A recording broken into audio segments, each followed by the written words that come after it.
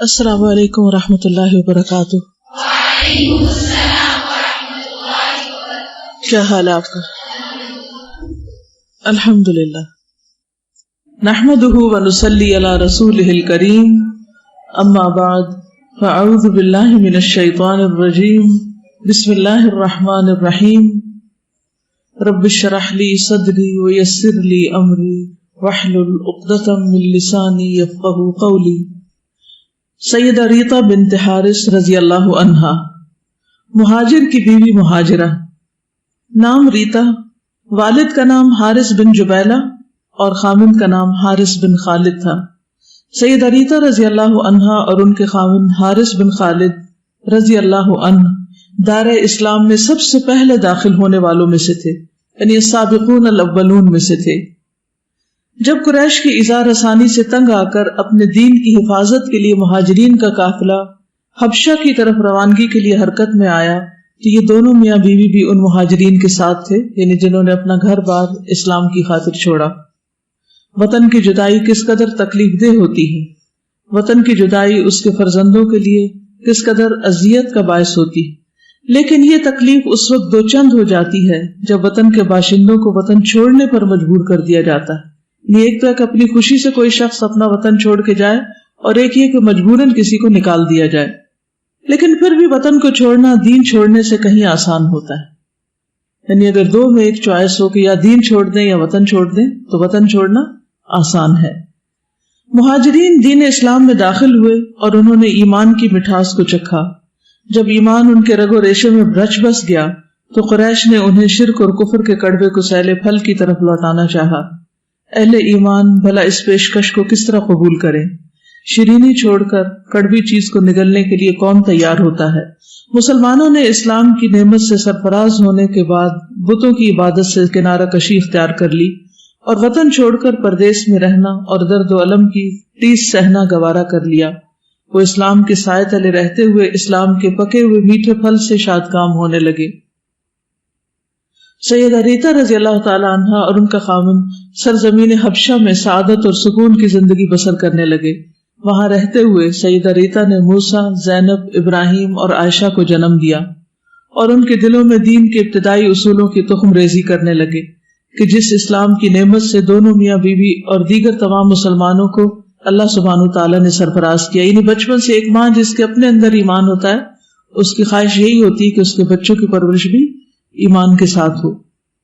سیدہ ریتا رضی اللہ عنہا اپنے خامند کے ساتھ انتہائی حسن اخلاق کے ساتھ پیش آتی تھی۔ ان کا خامند حارث بھی ان کے ساتھ حسن سلوک سے پیش آتا تھا، اور یہ اسلام کی تعلیمات میں سے ہے۔ دونوں میاں بیوی ایک دوسرے کے ساتھ انتہائی اخلاص سے پیش آتے تھے۔ ان کے باہمی تعلقات محبت، الفت اور ہمدردی پر مبنی تھے۔ ان دونوں کے باہمی تعلقات اس قدر خوشگوار تھے کہ ان کا گھر مسرت و شادمانی کا گہوارہ بن گیا تھا۔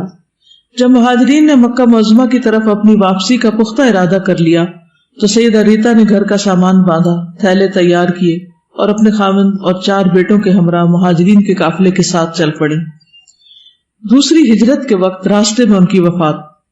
مہاجرین نے مکہ معظمہ میں تھوڑا سا آرام کیا، پھر انہوں نے مدینہ منورہ کی راہ لی تاکہ رسول اللہ صلی اللہ علیہ وسلم کے ساتھ جا ملیں، اور جو آپ کے قرب کی نعمت سے محروم رہے اسے دوبارہ حاصل کیا جائے، کیونکہ یہ مہاجرین حبشہ میں رسول اللہ صلی اللہ علیہ وسلم کی جدائی کا صدمہ سہتے رہے۔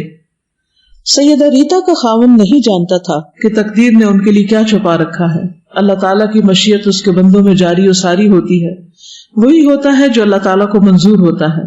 اللہ تعالیٰ اپنے بندوں میں سے جس کو چاہتا ہے اپنی زمین کا وارث بنا دیتا ہے۔ راستے میں حارث کے بیٹوں اور ان کی بیوی کو سخت پیاس لگی۔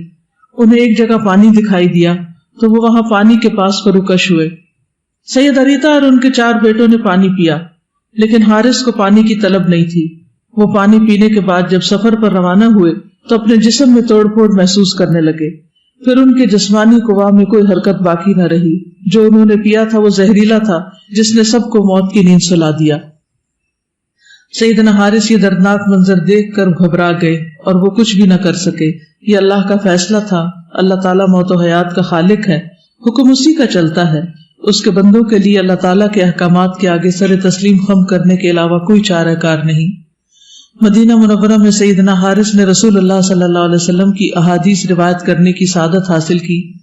نبی کریم صلی اللہ علیہ وسلم نے ان کی شادی یزید بن ہاشم کی بیٹی کے ساتھ کر دی اور اللہ تعالیٰ نے اس سے انہیں پاکیزہ اولاد عطا کی۔ اللہ تعالیٰ سیدہ ریتا پر اپنی رحمت کی برکھا برسائے جس نے ہجرت کے راستے میں اپنے اولاد کے ساتھ وفات پائی۔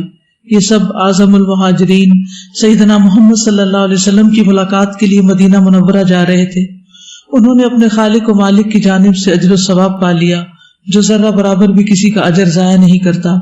مہاجرین کے حوالے سے اللہ سبحانہ وتعالیٰ نے یہ حکم نازل کیا ہے، اور جو شخص اللہ کی راہ میں ہجرت کرے وہ زمین میں پناہ لینے کے لیے بہت جگہ اور گنجائش پائے گا، اور جو شخص اللہ اور اس کے رسول کی طرف ہجرت کرنے کی خاطر اپنے گھر سے نکلے پھر اسے راستے میں موت آ جائے تو اس کا اجر اللہ کے ذمہ واجب ہو گیا، اور اللہ نہایت بخشنے والا بہت رحم کرنے والا ہے۔ تو اصل چیز اللہ کی رضا ہے، وہ جس طرح بھی حاصل ہو۔ ضروری نہیں کہ انسان دنیا میں بڑے بڑے کام کر جائے اور دنیا میں نام پیدا کرے یا دنیا میں بہت بڑے آثار چھوڑے۔ اصل چیز ہے کہ انسان کی موت اللہ کی رضا پر آئے اور وہ اللہ کے راستے میں مرے اور اللہ تعالیٰ اس سے راضی ہو جائے۔ یہاں ہم دیکھتے ہیں سابقون الاولون کو کہ وہ اسلام کی خاطر ہر طرح کی قربانی کرتے ہیں۔ ان کی ساری زندگی کس چیز کا نمونہ ہے؟ کیا سکھاتی ہے ہمیں کہ اپنے ایمان کو عزیز رکھو اور اس کی خاطر جو قربانی بھی دے سکو کرو، یعنی دنیا کی خاطر دین کو قربان نہ کرو، دین کی خاطر اپنی دنیا قربان کر دو، اور یہ کوئی مہنگا سودا نہیں۔ بہت ہی خوش قسمت خوش نصیب لوگ ہیں وہ جو ایسا کر پائیں۔ صحیح